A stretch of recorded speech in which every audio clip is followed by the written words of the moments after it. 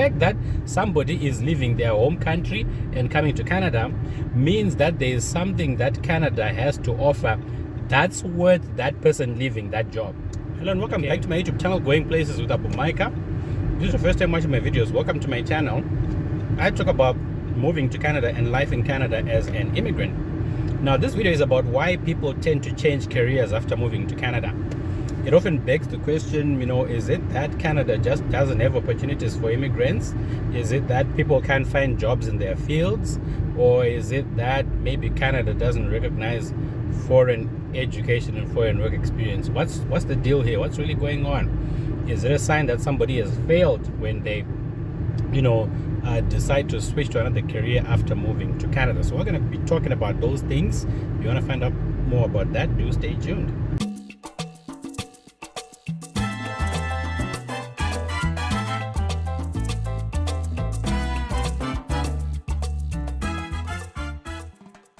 Right, so I often get asked this question of whether or not I managed to get a job in my field. Okay, a lot of people tend to add the "in my field" bit. They always ask, did you manage to get a job in your field? How long did it take for you to get a job in your field? The assumption there is that everybody who moves to Canada wants to do exactly what they were doing in their home country. Okay, now of course that is sort of like the expectation. Why? Because I come from Zimbabwe. And in Zimbabwe, a lot of people make what they do for a living a part of their identity. Now, I don't like that. I don't do that. Sometimes some people even make the company they work for a part of how they identify themselves. So they'll be like, oh, this is so-and-so from Econet Wireless. Oh, this is so-and-so from, I don't know, from FNB Bank. Oh, this is so-and-so from Emirates. Okay. That's United Arab Emirates. Okay, so really, people tend to do those things, and when they see you then moving to a new country, I mean, in Canada, I haven't met anybody who said, oh, I'm so and so from Walmart, or I'm so and so from Scotiabank. Even people in senior managerial positions, you ask about them, be like, oh, this is Brian. Oh, this is yeah. Sometimes you don't even know what exactly they do for a living, right? So, and that's because Canada is a different environment altogether. I think I did a video here, please watch it if you haven't, about African mentalities that don't work in Canada. And one of them is judging people by what they do for a living, judging people by like what they drive or things like that, right? So in Canada, nobody really cares what you do for a living. Nobody really cares the kind of car that you drive or the house that you buy or whatever, right? Because there are so many ways of doing those things, okay? So I'm going to talk about firstly moving to Canada and secondly changing careers. The fact that somebody is leaving their home country and coming to Canada means that there is something that Canada has to offer that's worth that person leaving that job, okay? So I worked as a brand manager for an investment bank. I worked as a product manager for a manufacturing company, but what Canada had to offer, of course I didn't move from Zimbabwe to Canada, but let me say what the diaspora had to offer me was worth leaving those jobs, okay? So when people come here and they do something else, it's not that they've failed. Look at the push factors. What made that person leave the country in the first place? So that's important. So now second thing is changing careers. Now changing careers means that you were doing something and now you're doing something else, okay? Now we have to look at the reasons why people do the things that they do, okay? Now, a lot of times, I'll put this in here. Right, Canada is not the same as United Arab Emirates. It's not the same as Saudi Arabia. It's not the same as even the United States. It's not the same as Zimbabwe, South Africa, Botswana, Namibia, India, Pakistan, Bangladesh. Canada is a different country, okay? There are certain things that drive the Canadian economy that you will not find in the UAE, in Kuwait, in Qatar, in India, Bangladesh, Philippines, Zimbabwe, South Africa, Zambia, okay? So, this is easy to understand, right? It's a different country altogether. The economy is different, okay? And the opportunities that you'll find in Canada are also different. A lot of people ask me, can I find this job in Canada? Or can I find this job in Canada? Now, I always say to everybody, hey, you can find any job in Canada, okay? Whatever jobs, there's no job that's in Zimbabwe that you won't find here, okay? Except maybe selling airtime on a street corner, okay? Here we don't see people vending, recharge cards for cell phones on street corners, okay?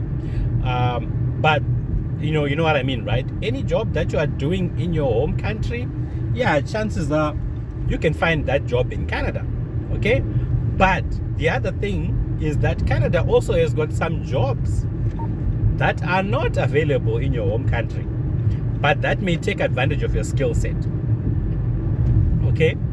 So there may be some highly specialized roles, okay, that you'll find in Canada that you may not find in your country. I have heard of people who study bears for a living, who do research on animals and things like that. In my home country, people don't do those things, right? There are people, there's a job title in Canada called gender transformation therapist, okay? Somebody, in Canada, you can change your gender, right? If you want, you can decide to become female, you can decide to identify yourself as female, and and there are people, there are actually counselors who are trained to help people who are transitioning. They're called it's called gender transition therapy. That's unheard of in Zimbabwe. I don't know about South Africa, but that's unheard of where I come from, right? People don't change their genders, but then here people do, okay? So I hope you can appreciate there are some opportunities in Canada that you just won't find in your home country. The other thing also is that, Canada is a different economy. So some professions which you may think pay very well in your home country, I'll give the example of banking. In Zimbabwe, banking has been and still is a prestigious occupation, okay? Back when I was doing banking, it was fancy. We earned the big bucks, okay? We had the perks, we had the loans and all of that stuff. It was very prestigious to work in a bank, and you knew that anybody who's working in a bank, even as a teller, was sort of like better off financially than somebody who is working, let's say, as a cashier in a grocery store. But now in Canada, the environment is different, okay? In Canada, now, no offense, guys, to those who work in banks, I worked for a bank, okay? And in a future video, I will talk about part of the reason why I am not working in a bank anymore, okay? Still in finance, but not working in a bank. Now, if I had come to Canada fixated on I'm a banker, or I have to pursue a career in banking because that's what I was doing back in Zimbabwe. I was a brand manager for an investment bank, so yeah, I must go into investment banking or something like that, right? But in Canada, those of you who follow my channel will know that I've worked in a hotel, I've worked as a cashier at Walmart, I have worked as a customer representative for one of the big 5 banks in Canada, okay? Now, I will tell you for a fact that the pay levels, okay, the hourly wages for those 3 jobs was pretty much the same. I mean, there was a difference of like maybe $1.50 or $2, okay, but it's pretty much the same, okay? So if I were still working for the hotel now, I would be getting the same wage as somebody who is working as a customer representative at the bank. That's unheard of in Zimbabwe, okay? In Zimbabwe, like, yeah, bank teller and okay Zimbabwe cashier, Pick and Pay, Spar, Save More, they're on different levels, okay? You can't compare those 2 jobs, but in Canada it's the same. So some people may get disappointed that, hey, so you mean to say that I'll give another example. In the UAE, I always wanted to work for an airline, because airlines in the UAE, they pay relatively well.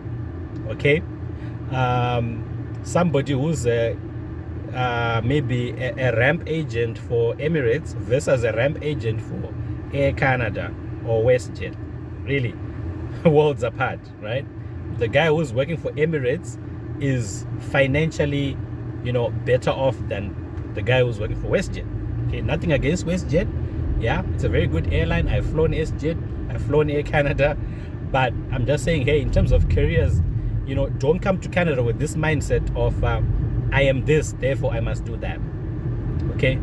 Now, the other reason why people do the things that they do is because, maybe it pays the bills, right? Now, if your concern is just paying bills, in Canada, you can do skip the dishes and pay bills. You can do Uber driving and pay bills. You don't have to work for anybody.